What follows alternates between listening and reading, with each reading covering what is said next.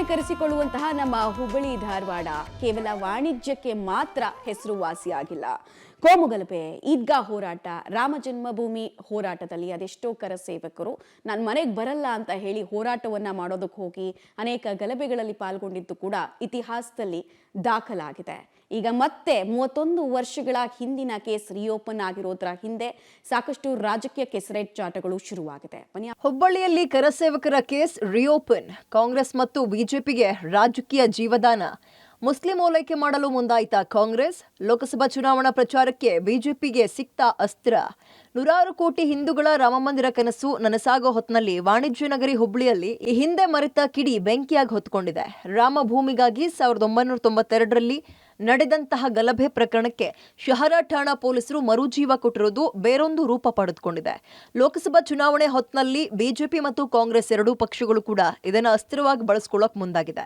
30 ವರ್ಷಗಳಲ್ಲಿ ಅದೆಷ್ಟೋ ಸರ್ಕಾರ ರಾಜ್ಯದಲ್ಲಿ ಆಳ್ವಿಕೆ ಮಾಡಿವೆ, ಆದ್ರೆ ಎಲ್ಲಿಯೂ ಹೊರಬಾರದ ಈ ಪ್ರಕರಣ ಈಗ ಏಕಾಏಕಿ ಕಾಡ್ಗಿಚ್ಚಿನಂತೆ ಹಬ್ಬಿದೆ. ಈ ಕಿಚ್ಚಿನಲ್ಲಿ ಕಾಂಗ್ರೆಸ್ ಅಲ್ಪಸಂಖ್ಯಾತರ ಮತಗಳ ತುಷ್ಟೀಕರಣದ ಬಿಸಿ ಕಾಯಿಸಿಕೊಳ್ತಾ ಇದ್ರೆ, ಬಿಜೆಪಿ ಹಿಂದೂಗಳ ರಕ್ಷಣೆ ಹೆಸರಲ್ಲಿ ಹೋರಾಟಕ್ಕಿಳಿದಿದೆ. ಕಟ್ಟರ್ ಹಿಂದುತ್ವ ಹೊಂದಿರುವ ಉತ್ತರ ಕರ್ನಾಟಕದ ರಾಜಕೀಯ ಭವಿಷ್ಯ ನಿರ್ಧಾರ ಮಾಡುವ ಹುಬ್ಬಳ್ಳಿ ಬಿಜೆಪಿಗೆ ಅಡಿಪಾಯ.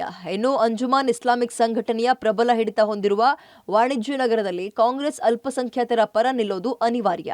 ಹಾಗೆ ನೋಡಿದ್ರೆ ಪ್ರಕರಣದಲ್ಲಿ ಎರಡೂ ಪಕ್ಷಗಳ ರಾಜಕೀಯ ಕಣ್ಮುಂದಿದೆ. 1992ರಲ್ಲಿ ಬೆಂಕಿಗಾಹುತಿಯಾದ ಅಂಗಡಿ ಮುಸ್ಲಿಂ ಧರ್ಮದ ವ್ಯಕ್ತಿಗೆ ಸೇರಿದ್ದು ಅನ್ನಲಾಗಿದೆ. ಹೀಗಾಗಿ ಮುಸ್ಲಿಂ ಪರವಾಗಿ ಕಾಂಗ್ರೆಸ್ ನಿಲ್ಲುತ್ತೆ ಅನ್ನೋ ಸಂದೇಶ ನೀಡಿ ಲೋಕಸಭಾ ಚುನಾವಣೆಯಲ್ಲಿ ಮುಸ್ಲಿಂ ಸಮುದಾಯದ ಮತ ಪಡೆಯೋ ಹುನ್ನಾರ ಕಾಂಗ್ರೆಸ್ನದ್ದು ಅನ್ನಲಾಗ್ತಿದೆ. ಇದಕ್ಕೆ ತಾಜಾ ಉದಾಹರಣೆ ಹಳೆ ಹುಬ್ಳಿ ಗಲಭೆಕೋರರಿಗೆ ಜಮೀನು ಮತ್ತು ಓಲೈಕೆಯ ಮಾತುಗಳು ಹಾಗೂ 10,000 ಕೋಟಿಯ ಅನುದಾನದ ಮಾತುಗಳನ್ನ ಸಿದ್ದರಾಮಯ್ಯ ಸೇರಿದಂತೆ ಕಾಂಗ್ರೆಸ್ ನಾಯಕರು ಹೇಳಿದ್ದು ಇದೇ ಹುಬ್ಳಿ ನೆಲದಲ್ಲಿ. ಇನ್ನು ಬಿಜೆಪಿಯ ಇವತ್ತಿನ ಪ್ರಮುಖ ನಾಯಕರಾದ ಮಾಜಿ ಸಿಎಂ ಯಡಿಯೂರಪ್ಪ, ಪ್ರಹ್ಲಾದ್ ಜೋಶಿ, ದಿವಂಗತ ಅನಂತ್ ಕುಮಾರ್, ಉಮಾಭಾರತಿ ಈದ್ಗಾ ಮತ್ತು ರಾಮಮಂದಿರ ಗಲಭೆ ಪ್ರಕರಣದಲ್ಲಿ ಪ್ರಮುಖ ಪಾತ್ರ ವಹಿಸಿದ್ರು. ಲೋಕಸಭಾ ಚುನಾವಣಾ ಟೈಮಲ್ಲಿ ಎದ್ದಿರೋ ವಿವಾದವನ್ನ ಬಳಸಿಕೊಂಡು ಮತಬುಟ್ಟಿಗೆ ಅಡಿಪಾಯ ಹಾಕೋ ಆಲೋಚನೆ ಬಿಜೆಪಿದು. ಅದೇನೇ ಇರಲಿ, ಗಲಭೆಗಳ ಬಿಸಿಯಲ್ಲಿ ಬೇಳೆ ಬೇಯಿಸಿಕೊಳ್ಳುವ ರಾಜಕೀಯ ಪಕ್ಷಗಳು ಒಂದ್ ಕಡೆಯಾದ್ರೆ, ಬೀದಿಗಿಳಿದು ರಕ್ತ ಹರಿಸಿದ ಪ್ರಮಾಣಿಕರು ಇಳಿ ವಯಸ್ಸಲ್ಲಿ ಜೈಲಿನ ಭೀತಿ ಅನುಭವಿಸಬೇಕಾಗಿರೋದು ವಿಪರ್ಯಾಸ.